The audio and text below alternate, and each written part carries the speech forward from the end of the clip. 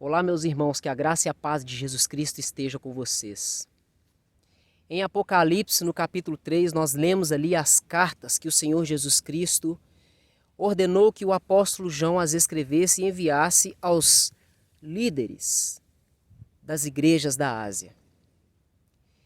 E ali nós temos a carta ao anjo, ou ao líder, ao pastor responsável pela igreja de Laodiceia. E ele tem, assim como nas outras cartas, algumas repreensões para aquela igreja. Alguns elogios, algumas repreensões para uns e para outros. E nesse caso, ele diz o seguinte para o líder da igreja de Laodiceia. Ele falou que ele era desgraçado, pobre, cego, nu e miserável. Era uma igreja próspera financeiramente e materialmente.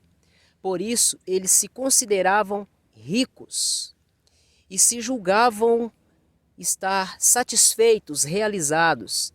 Eles achavam que não precisavam de mais nada porque eles tinham tudo o que eles precisavam, materialmente e financeiramente falando. Mas o Senhor os repreendeu severamente, porque aos olhos dos homens, verdadeiramente, eles não precisavam de nada. Materialmente falando, eles não precisavam de nada. Mas, espiritualmente falando, ou seja, aos olhos do Senhor Jesus, aos olhos de Deus, eles não tinham nada. O próprio Senhor disse que eles eram desgraçados, estavam sem a graça de Deus. Eles eram miseráveis, eles eram cegos, pobres e nus. E quantas pessoas estão aí satisfeitas com a sua vida, conseguindo as suas coisas, os seus bens, conseguindo o emprego dos seus sonhos com altos salários, comprando suas lindas, belas casas, os seus belos carros. E estão se sentindo realizados, mas não sabem que no mundo espiritual eles não têm nada, eles estão em trevas. Inclusive os pés deles já podem ser considerados como que os pés deles estão no inferno, porque se eles morrerem na situação em que eles estão sem a salvação em Cristo Jesus, eles estão perdidos.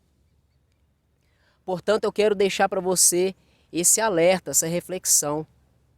Não coloque as riquezas desse mundo como a sua garantia, como motivo para o seu bem-estar. As riquezas desse mundo Deus nos concede para que nós venhamos gozar delas. E não apenas isso, nós devemos usar dos nossos bens materiais e das nossas riquezas para abençoar o nosso próximo, contribuir com a obra de Cristo, ajudar a igreja do Senhor materialmente e financeiramente falando. Lá no livro de Tiago fala que nós não temos porque nós não pedimos. E muitas das vezes nós podemos pedir e não recebemos porque nós pedimos por motivos egoístas para gastar nos nossos próprios deleites, nos nossos próprios prazeres. Nós temos o direito sim de pedir para gastar para nós, mas nós não devemos e nem podemos pensar apenas em nós devemos pensar no nosso próximo. Então, voltando ao ponto inicial da reflexão, nós não devemos satisfazer a nossa alma, nos sentir realizados por causa das coisas materiais desse mundo. E eu quero dizer também para você que não tem boas condições financeiras, não tem um bom carro, às vezes você nem tem condições de ter um carro, você anda a pé ou de ônibus, e muitas das vezes você não tem dinheiro para pagar a passagem de ônibus. Talvez você deseje fazer algumas viagens na sua vida, viajar para a praia, viajar com a sua família, fazer um passeio com seus filhos, e você não tem condições. Talvez você não tenha condições de chegar no supermercado, pegar um carrinho e encher aquele carrinho e fazer uma compra. Não se preocupe com isso. Lembre-se ao que Jesus falou, a repreensão que ele deu ao líder, ao anjo da igreja de Laodiceia, que era rico financeiramente, próspero financeiramente, mas aos olhos do Senhor Jesus, ele era pobre, ele era desgraçado, miserável, cego e nu. E Jesus deu um conselho para aquele líder. Ele falou assim para ele: eu te aconselho a que você compre de mim ouro provado pelo fogo, para que você se enriqueça. E compre também vestes brancas para que você se vista. Nisso aí nós podemos tirar dois significados. O ouro. A Bíblia diz que a nossa fé é preciosa como o ouro e é provada no fogo. Isso significa passar por dificuldades e sofrimentos. Se você é precioso aos olhos do Senhor, Ele vai te permitir passar por dificuldades. Ele vai te permitir passar por escassez financeira. Ele vai te permitir passar por enfermidades, talvez, perdas materiais, perdas de pessoas. Ele permite diversos tipos de provações, de sofrimentos, para provar se nossa fé é verdadeira ou não, para provar o que verdadeiramente está no nosso coração. E se a minha fé, a sua fé, for uma fé verdadeira, aí sim nós seremos aprovados pelo Senhor. Aí sim a nossa fé é uma fé comparada com o ouro, que não perece. A provação, assim como o processo de purificação do ouro, na nossa vida ela tem o efeito de nos purificar, tirar toda impureza, para que no final fique aquilo que é puro. Deus quer nos purificar. E o outro significado que eu estava falando, que está ali em Apocalipse capítulo 3, aonde Jesus dá um conselho ao líder da igreja de Laodiceia, o primeiro significado é sobre o ouro, eu já falei. O ouro é precioso, a nossa fé é preciosa e precisa ser provada. Agora, quanto às vestes brancas, ele falou, compre também, ele deu o conselho, compre vestes brancas para que você vista. Aos olhos naturais nós estamos vestidos, nós temos roupas. Mas espiritualmente falando, o pecado, ele nos envergonha perante Deus. O pecado, ele, aos olhos de Deus, Deus nos vê como imundos, impuros. É a nudez, é uma linguagem bíblica para simbolizar a vergonha, porque nós, seres humanos, precisamos de roupas para que a nossa nudez não seja exposta.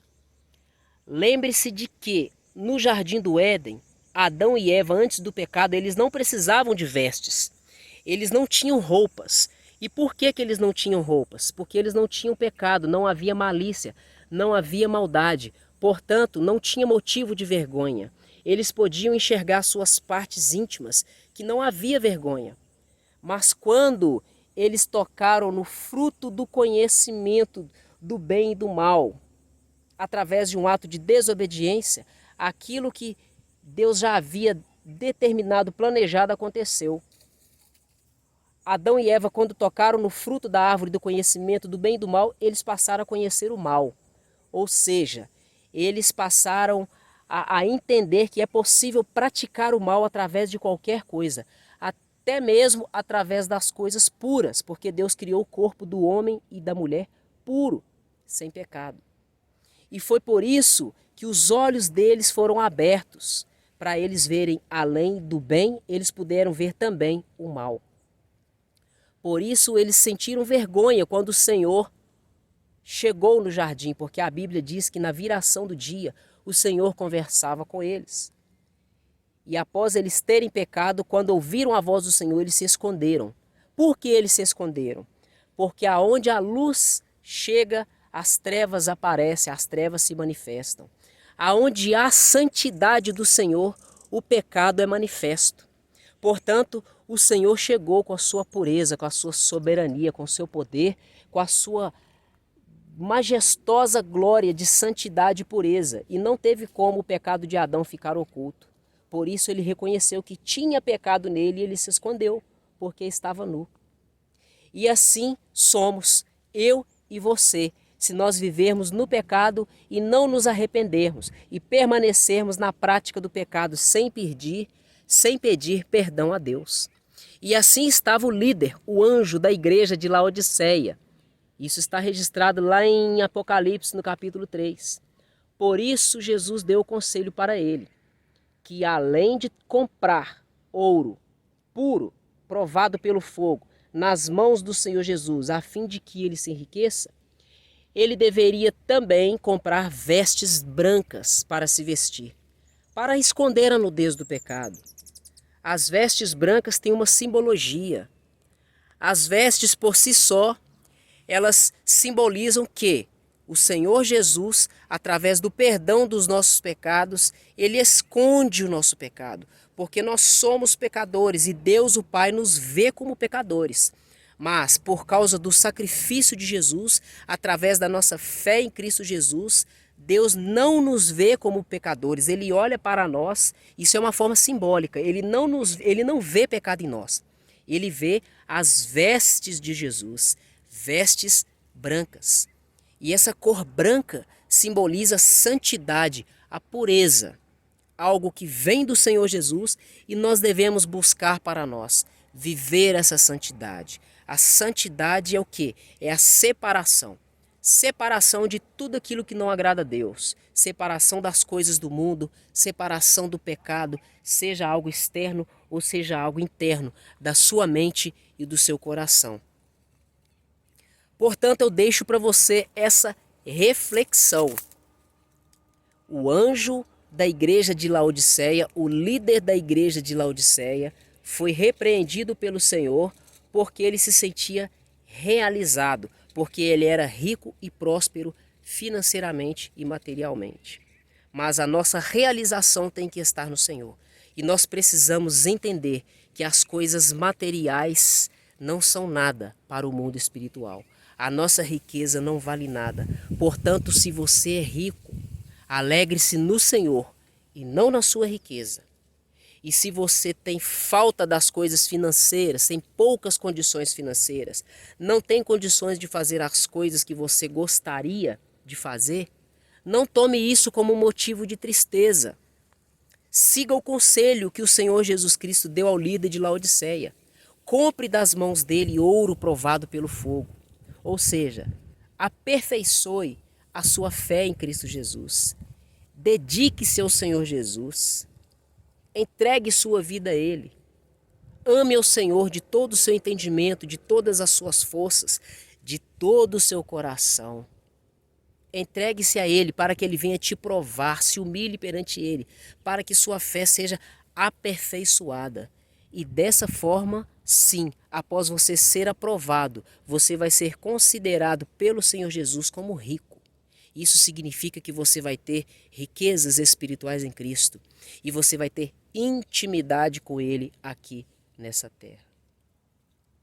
Então eu te peço que, se essa palavra te edificou, falou ao seu coração, você deixe um like nesse vídeo para que o YouTube divulgue esse vídeo para mais pessoas e mais pessoas sejam alcançadas e abençoadas com essa palavra.